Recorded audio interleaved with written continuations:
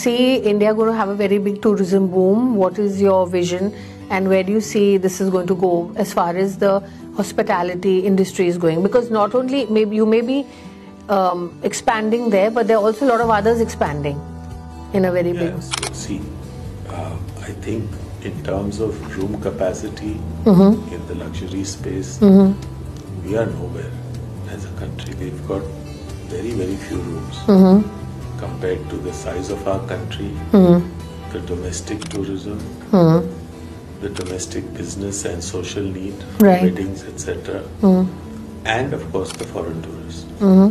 And looking at our country's economic growth and the fact that we have become now an important destination and are evolving, and the infrastructure that the government has invested in terms of airports, Vande Bharat trains, highways, have brought many tourism destinations much more accessible, or at least comfortably accessible than it used to be.